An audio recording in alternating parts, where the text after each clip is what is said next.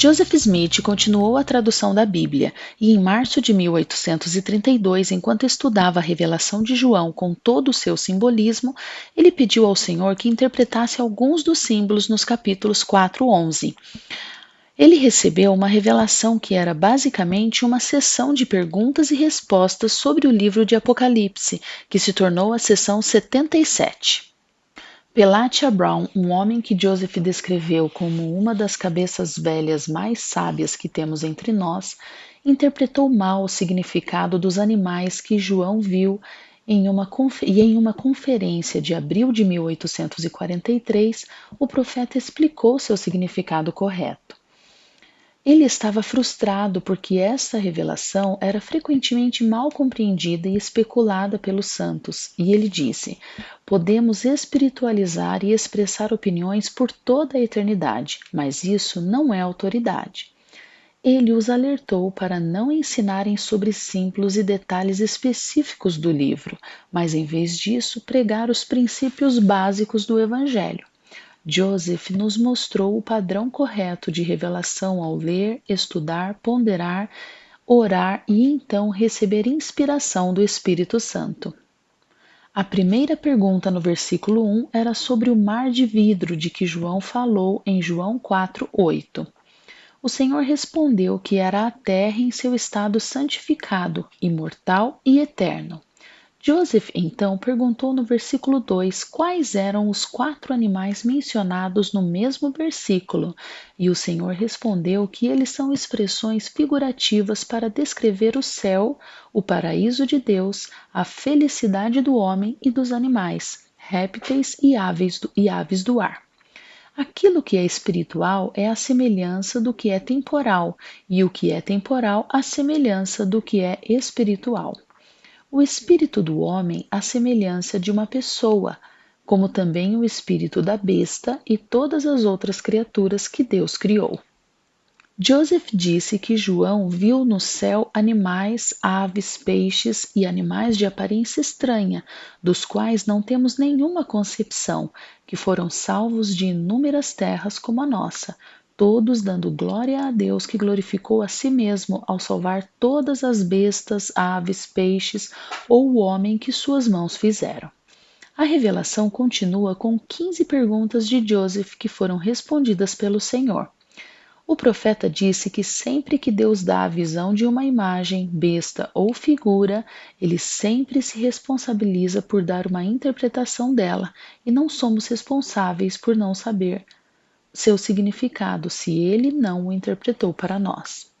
Joseph viajou para se encontrar com os líderes da igreja em Missouri e quando voltou para Ohio, ele retomou sua tradução da Bíblia, começando com Apocalipse capítulo 12.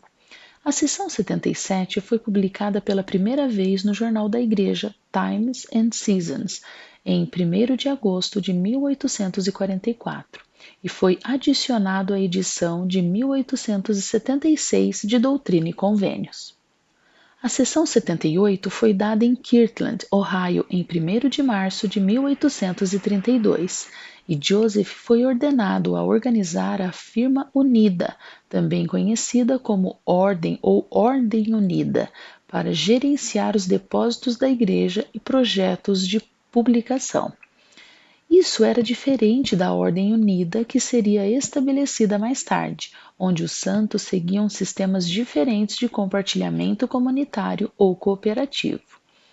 A empresa que eles criaram era uma parceria comercial baseada na Lei da Consagração, que administrava o dinheiro necessário para os caros projetos de impressão da igreja, e o terreno que o bispo Partridge foi instruído a comprar no Missouri para construir Sião.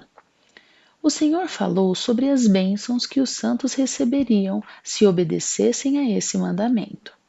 Em maio de 1831, ele ordenou que depósitos fossem estabelecidos para reunir os bens e dinheiro em excesso para beneficiar os pobres e necessitados.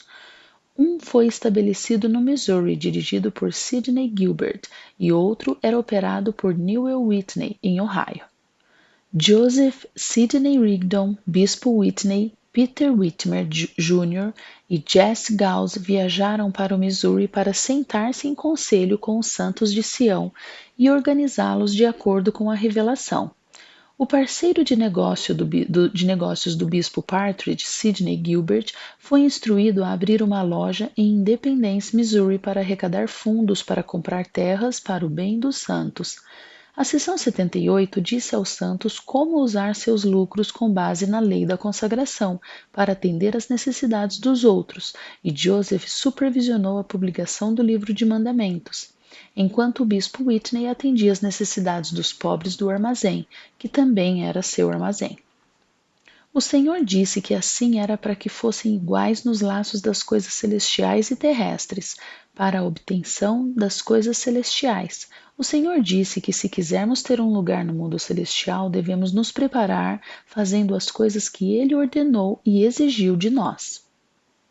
Os líderes organizaram a firma unida entre Joseph e outros líderes da igreja em Ohio e Missouri. O Senhor disse que eles deveriam se unir por convênio e, se fossem fiéis a Ele, teriam sua ajuda para cumprir seus mandamentos e a igreja seria capaz de permanecer independente de todas as outras entidades terrenas. O Senhor disse que éramos como criancinhas que não compreenderam quão grandes bênçãos o Pai preparou para nós. Ele prometeu que aqueles que recebem todas as coisas com gratidão se tornarão gloriosos, e as coisas desta terra serão acrescentadas a eles, mesmo 100 vezes mais. A revelação termina com o Redentor nos dizendo para fazermos as coisas que Ele ordenou e chamou a si mesmo por um nome incomum, até mesmo o filho de Amã, que se refere a Adão onde Amã, e é outro nome para Pai Celestial. A firma unida uniu-se à firma literária estabelecida para supervisionar a impressão do livro de mandamentos e construir Sião, e desempenhou um papel vital na administração da igreja por vários anos, servindo como um exemplo de como a lei da consagração funcionava com os negócios da igreja. Por fim, a firma unida não funcionou financeiramente tão bem quanto desejavam, e o Senhor ordenou a Joseph que a dissolvesse em abril de 1834. Joseph manteve o significado da seção 78 o mais discreto que pôde, porque tratava das finanças e ativos da igreja, e, portanto, os inimigos dos santos não teriam informações que pudessem usar para prejudicá-la financeiramente e minar Sião. A revelação foi a primeira de várias publicadas com codinomes que não apareciam na revelação original, para que qualquer pessoa que as lesse não soubessem a quem se referem. Quando publicada em Doutrina e Convênios de 1835, o codinome de Joseph era Enoch, Sidney era Pelogoram e Newell Whitney era Ahashda. Em outras revelações, Joseph foi chamado de Baurak Ali, uma palavra hebraica que significa Deus te abençoe, e Gazelem. Sidney era Benem. Dólares foram transformados em talentos e a cidade de Nova York foi alterada para Kahyanok. Quando não era mais necessário ocultar o nome das pessoas, os codinomes foram substituídos por seus nomes originais. A seção 79 foi dada a Jared Carter, que se filiou à igreja em Nova York e viajou com os santos do ramo de Colesville para Ohio. Ele passou grande parte de 1831 e o início de 1832 pregando o evangelho em Ohio, Pensilvânia, Nova York e Vermont. Depois de sua primeira missão, Jared foi à casa de John Johnson, onde Joseph morava, e pediu ao vidente que perguntasse a vontade do Senhor a respeito do seu ministério na temporada seguinte. Joseph orou e recebeu a seção 79, e Jared reescreveu em seu diário: Veio a palavra do Senhor de que eu deveria ir aos países orientais com o poder da ordenança para o qual fui ordenado. Ele obedeceu à revelação e foi de cidade em cidade com o poder de sua ordenação, pregando o evangelho eterno com boas novas de grande alegria. Ele testificou que o Senhor lhe enviou o Consolador, o Espírito Santo, para ensinar-lhe a verdade e para onde ele deveria ir e onde foi para a sua cidade natal em Benson, Vermont, e pregou para sua família e amigos. Ele disse que enquanto lutava contra oposição e crises de depressão, ele acompanhava cuidadosamente sua obediência à revelação e as muitas bênçãos prometidas que foram cumpridas. Por causa de sua fidelidade, o Senhor o coroou com muitos feixes, que é um feixe de talos de grãos amarrados, referindo-se a uma colheita abundante. Ele escreveu: Estou fora há 6 meses e 2 dias. O Senhor permitiu-me administrar o Evangelho a 79 almas, e muitas outras foram convencidas desta obra mais gloriosa.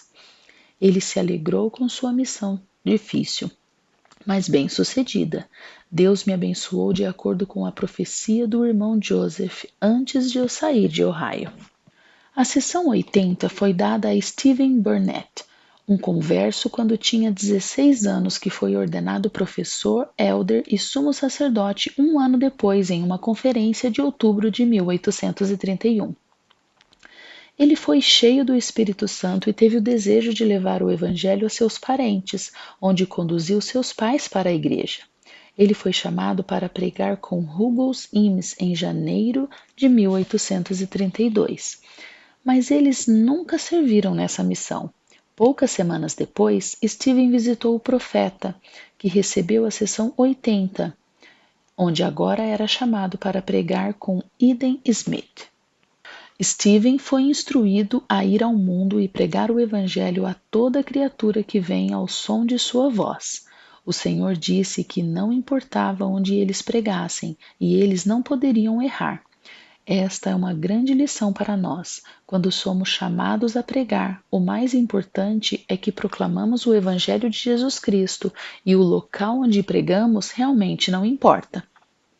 Eles começaram sua missão em 15 de julho e passaram alguns dias pregando em aldeias ao sul de Kirtland. Stephen foi para o leste e foi o primeiro a anunciar as boas novas do Evangelho eterno em New Hampshire.